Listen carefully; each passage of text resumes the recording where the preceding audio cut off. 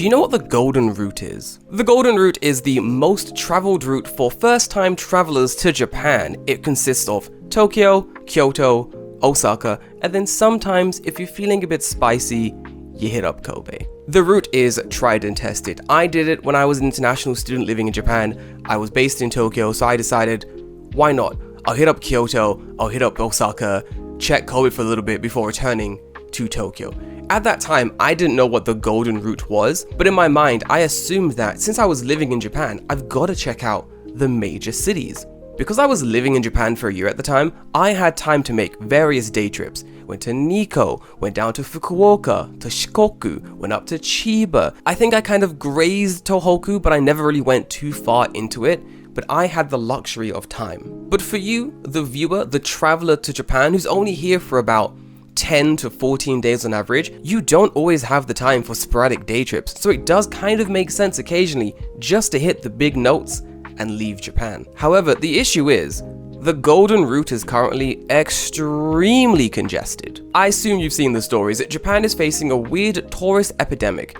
Japan doesn't not want tourists to visit the country, but what Japan does want is for tourists to branch out and visit multiple locations in the country, not just Tokyo, Osaka, and Kyoto. And honestly, for those coming to Japan who only visit Tokyo, Osaka, and Kyoto, the ones along the Golden Route, I kind of feel very bad for you. Don't get me wrong, these are great stops, but when it comes down to it, Tokyo's Tokyo, this is going to be most people's first stop. Kyoto's great, it's the ancient capital, we love Kyoto, but there are multiple other cities in Japan that look like Kyoto, that have the same vibe as Kyoto, but aren't as busy as Kyoto.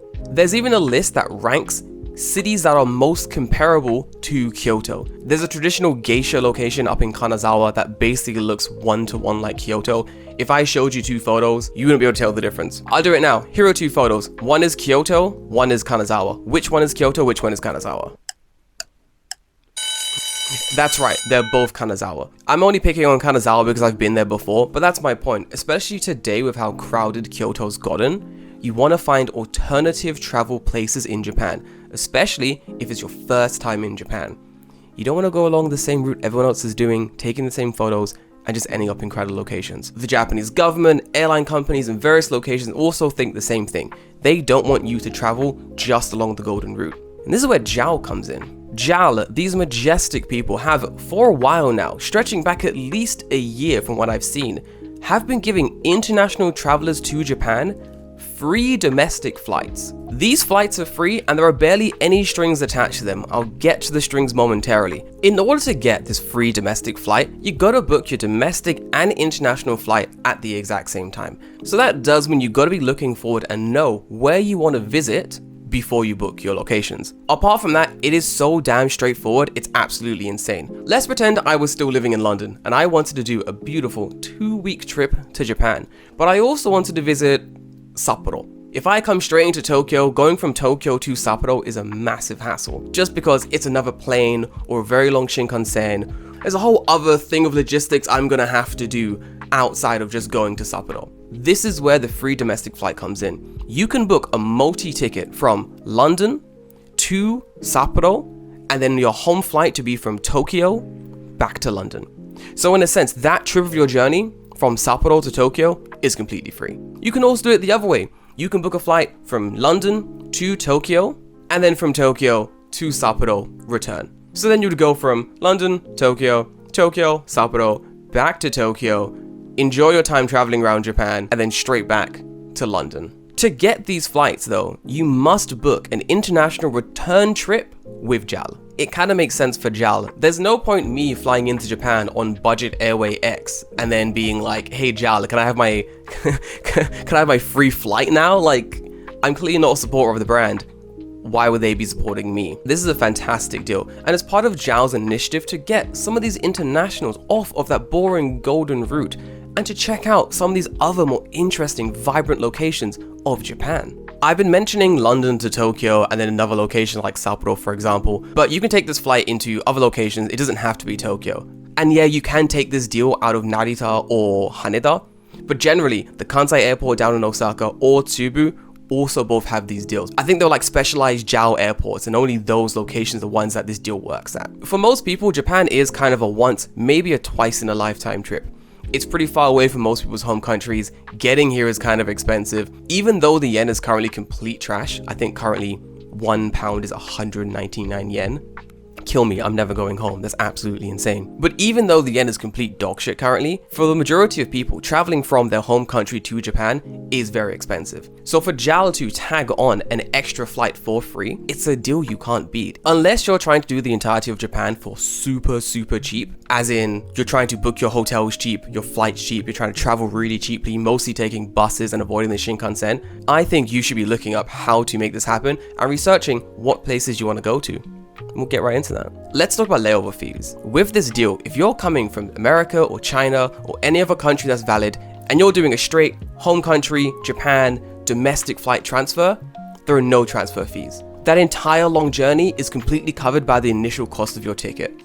We're having a good day. However, if you're from America or you're from China, and you want to come to Tokyo, get off the flight, hang out for a few days, do a little stopover, and then get back onto the flight and fly to your domestic destination, that's gonna cost you. If you're from America, it's $100. And if you're from China, it's $300.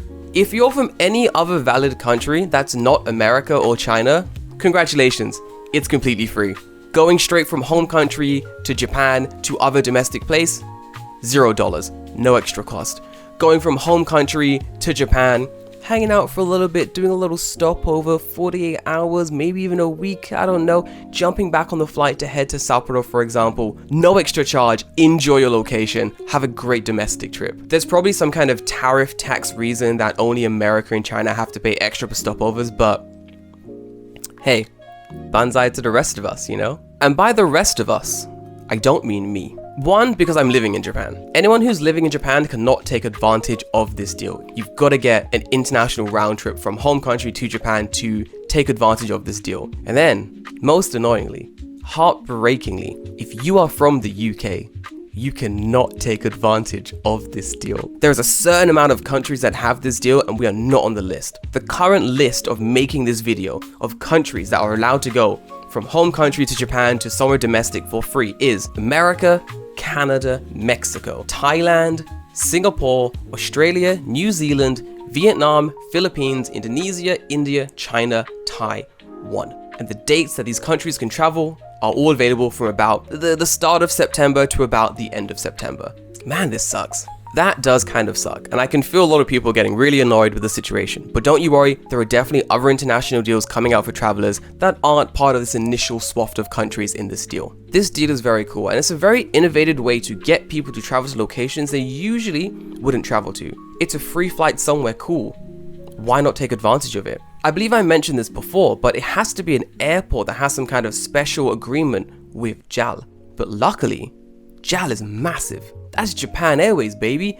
They have so many locations you can travel to. Let me find the map. JAL is a powerhouse, and it shows. Check out this map. This is every location you can fly to for free if you use this deal. That is over 30 different locations around Japan. The advice I would give to you is pretend this is the one and only time you will ever visit Japan. You'll never be back here again. You have 14 days to make the most of it. JAL has given you a golden ticket to go anywhere you'd like domestically. What are you going to do? While researching this video, I read a very interesting article. The article proposed that one should fly into Tokyo and then fly into Osaka and then take the Shinkansen back to Tokyo for your flight home, saving some money. I can't stress this enough. While this plan does save you money, this plan isn't a money saving scheme. This plan is get people to explore other parts of Japan scheme. Look at all the locations you can visit. It is overwhelming. That's a lot of locations. But don't worry, I'm here to help. There are a fair few locations, so I'll make this really easy. I'll give a few that are very adventurous, very out of the way, very, if you don't speak a word of Japanese here, it might be a little bit difficult, but you will have the time of your lives, to more, it's kind of an open international city with vibes different from what you'd get in like Tokyo or Osaka or something like that. Number one, I'm gonna give it to Kochi. Kochi is on Shikoku. It's got one of the original castles still built intact. Pretty amazing site. Udon, soba, very famous there. A great food culture, really nice people. Samurai really famous there as well if that's something you want to dive into. The prefecture itself is also pretty far away from like basic travel routes. So unless you're aiming to go to Shikoku, it's not a location that people would normally sort of accidentally travel to or even purposely travel to. And for that, I would say if you have a free JAL ticket, that's a place to go to. Go home country, Tokyo, straight to Kochi. I would say 1 or 2 nights in Kochi, a day in Ehime. Maybe check out Tokushima as well. For those who watch my video about the least attractive prefectures, it's on that video. So you can go there yourself and judge if you really do think it deserves to be on the least attractive prefecture list before heading to your next location. For those who've never been to Shikoku, don't understand its charms, but generally it is a very, very good region of Japan that I would give 5 stars to any day. Kochi is more adventurous. It's very much more like slow island-based life, but generally it's a location that I would recommend. Second recommendation has to be Hokkaido. When it comes to Hokkaido, depending on what season you're in Japan, really changes what location I can recommend. If you're in the winter, maybe somewhere closer to Sapporo makes a lot more sense just because it's a little bit difficult to traverse Hokkaido when it is snowing. Spring or summertime, North Hokkaido does make more sense. It's a lot cooler, there's a lot of nature to explore. Driving there is pretty straightforward if you can drive internationally. Generally, Hokkaido is on my list. It has been the most attractive prefecture for about 10 years straight now. It's a prefecture everyone should visit at least once, and while it does get a ton of domestic tourists, I think international tourists are intimidated by its large size and deep cultural connections. Use your free JAL ticket, go and check it out. It's actually it's a 10 out of 10 prefecture. That's not just me saying it, that's the Japanese people saying it every year since the attractive prefecture tournament came out. I'm looking at this map and I'm seeing Niigata. Niigata is an adventure. Delicious food, great locations, really good people, really good alcohol. It's a place in Japan that I went to on a whim and it really took me by surprise. And while I want to say use your free JAL ticket to check out Niigata, and listen, if that's what you want to do, you know, do it. But you can do a day trip from Tokyo to Niigata relatively easily. Just gonna put it out there. So even if you don't have that JAL free ticket, Niigata is a pretty easy place to get to. I want to get people as far away from the golden route as possible. And if you've watched this channel for a while, you know what the next recommendation is going to be. It's going to be somewhere in Kyushu. Anywhere in Kyushu is kind of a winner, but I'm going to give it to Fukuoka again. Just because if it's your first time in Japan, Fukuoka is an easy location to dive into. It's got a lot of easy countryside access, the trains are really good, the food is really delicious, it's a very welcoming city, easy to navigate. There is an international community there, so while you can get lost in the culture, while you can move around the prefecture pretty freely, you never feel too much of an outsider, which can be overwhelming for a lot of people when it's their first time traveling to Japan. People do stare, especially, you know, if you got an afro, or you got like dyed hair, or you're very clear like a tourist in the country.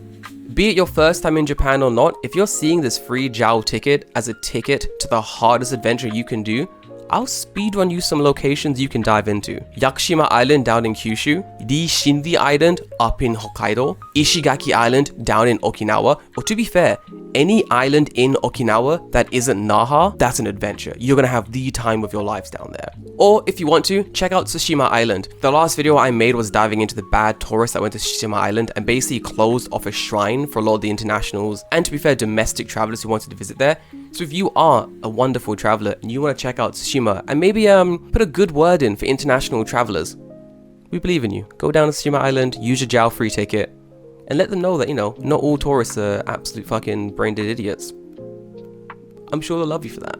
The JAL ticket is kind of amazing. Let me know in the comments down below, are you going to take advantage of this free domestic ticket? And most importantly, where are you going to go? And for those like me with no access to the ticket, if you did have access to the free domestic ticket, where would you go? What location would you want to visit with the free ticket? I would go to Kagoshima because I've never been there and I need to take it off my list of places I need to visit in Japan. But guys, I'm gonna love you and leave you, and I'll of course see you in the next one.